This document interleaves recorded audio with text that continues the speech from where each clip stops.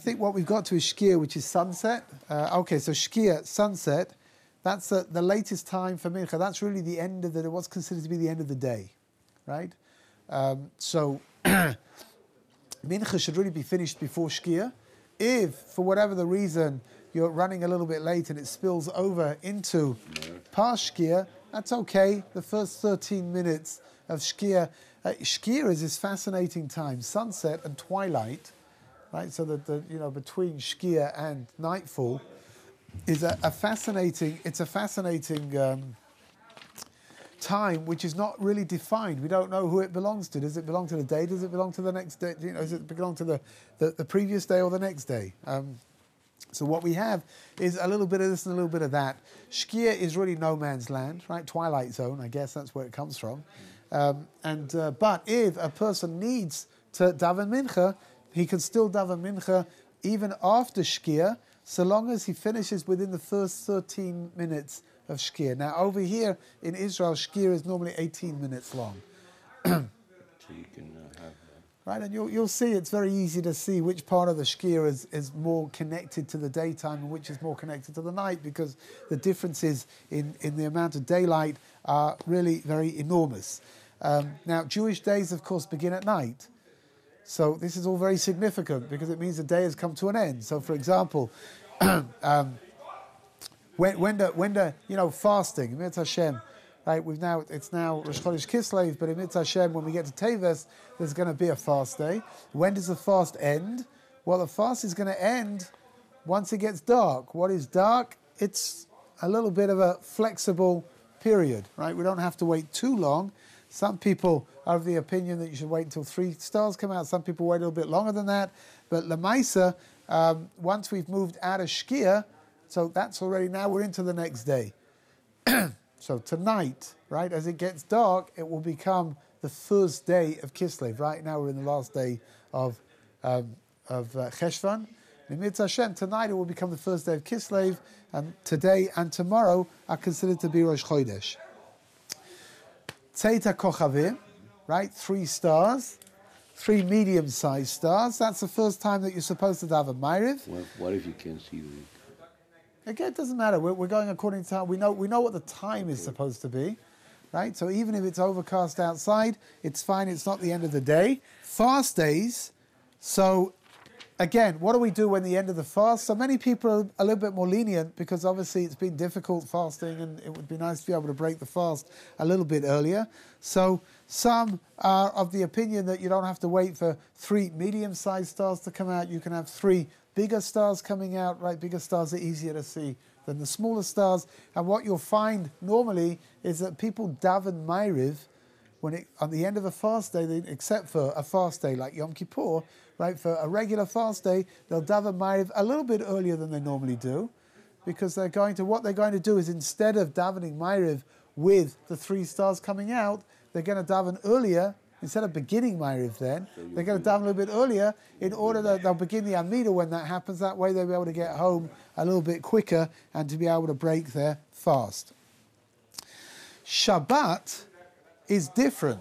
On Shabbat, we deliberately prolong it, right, and take some of the next day we absorb that into Shabbat. So you'll find, for example, I'm just throwing out numbers, but let's say, for example, it's now, today you could daven Ma'ariv at 5:10, right, but Shabbat will go out at 5:25, for example, right? Why is that? Because first of all, we're making sure that it's completely dark outside, and secondly, we want to add a little bit more into Shabbos, right? Keep some Shabbos going in. All of that is being done using a stricter calculation of the 3 stars, which means that instead of having 3 stars that are just in the sky, you need a cluster of 3 stars, medium-sized stars, and that's something which happens as it gets darker. Again, the stars are there the whole time. They're not just coming out at night, but because it gets dark, that's when we get to see them. So the darker it is, the more stars you're going to see. And here, over here in Eretz Yisrael, night skies are they're fantastic. They're unbelievable. When there's no clouds around, they are astonishing. And in England, it could be, in open areas in England, maybe you get that as well. But here I went in the summer. We went for one day, and one night we went up to the Kinneret, and it was the middle of the summer. We went out at night time. We went on a trip up into the mountains, and it was just unbelievable because you're in the middle of nowhere, and you've got these millions of stars that are just everywhere. Beautiful. In the Negev once we saw like a cloud of, it looked almost like a cloud of stars, and someone said it was a edge of a galaxy. It was staring into like the edge of the Milky Way. Yeah. Wow. Oh, it's astonishing, right? You don't see it in built-up areas. You don't really see these things. There's a lot of pollution in built-up areas. Malka has nothing to do with Shabbos, does it? No. Malava Malka is to do with Motzei Shabbos. Yeah, so maybe we'll go on to that at some point, because I read about this for the first time this week, and now I'm confused as to whether it's a halakhic obligation or not. Malava Malka, it's a halakhic obligation. The question is how to I didn't know about it. No one told me. Oh, what kind of excuse is that? In all events, Shabbos and Yom Tov we take out later, right? So again, right, normally we daven Ma'ariv during the week, we'll daven a little bit earlier. And when it comes to taking out Shabbos and Yom Tov, I don't know if you've got if your phone, has it got Shabbos times in it? Shabbos ends at 5:19. And I would imagine that the earliest time that you can daven Ma'ariv right now is probably at least 10 minutes earlier than that for sure. Right, so what do we do? We're just adding a little bit more in to make sure that it's actually nighttime and that we've got enough stars out there. You can extend Shalashudas, the third meal, as long as you want. Right, so you begin Shalashudas, so long as you begin before Shkia, you can take the third meal, just keep it going. Amongst the Hasidim, the third meal it's a big thing. It's a very important dimension. It's got a very spiritual dimension to it. And they take out Shabbos very late. They'll keep the Shalashudas going for a long time until they finally take out Shabbos. Malava Malka is it is an obligation. The mitzvah of Malava Malka is that where does it come from? It's also called Suda's David HaMelech, the Suda, the meal of David HaMelech. It's actually got a very, very mystical dimension to it because we're taught that Tchias HaMesim, the resurrection of the dead, is going to take place from a particular bone in your body, and that bone is nourished from the Malava Malka, from that meal. It's here, right? Right, yeah, it's the end of the spine going up into the brain. It's called the brain stem. Where you put your tefillin. It's right. It's opposite where you put your tefillin, but tefillin sharosh, obviously. And it's actually a fascinating point because it's the piece that connects the physical dimension of the human into the intellectual, spiritual dimension of the human, the brain stem, which means that the spine itself is the whole of the body, rests around the spine. The whole of the body is built around the spine, keeps a person up, but the tip of the spine is considered to be something which is spiritually a lot more esoteric. The spine itself is a physical dimension. The tip of the spine going up into the brain is considered to be that dimension of nitzchias, of eternity, and it's called the luz. The bone is called the luz. The luz bone is nourished through the Malava Malka. Now, why is it called Sudas David HaMelech? That really doesn't have to be explained. It's perfectly clear, which is why I'll explain it to you.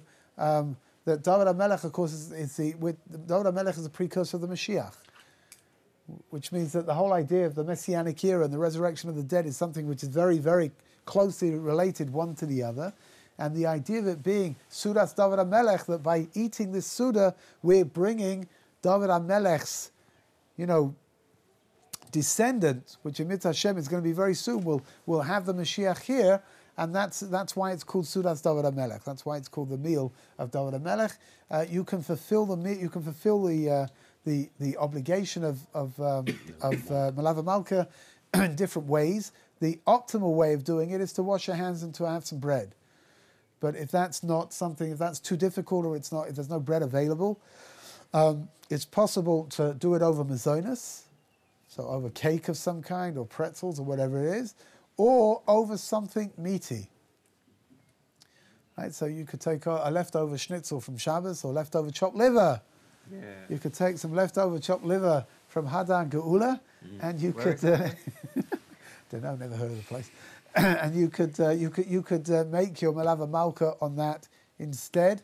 but it is something that a person should try to be careful to do. Is there a special bracha?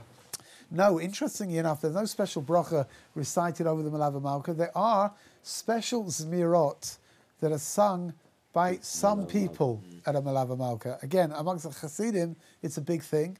And, they'll make a Melava Malka and they'll sing, in the back of your bencher, you'll normally find songs that are sung at the Melava Malka, and they'll sing them all. It's mamish like a meal. It really is. Some people have the custom to light candles over there. Some people have the custom to, to have a cup of wine over there. It's mamish it has like the flavor of a Shabbos meal, but it's not a Shabbos meal. Some people, there is also a custom by some people that they actually prepare something especially for the Melava Malka.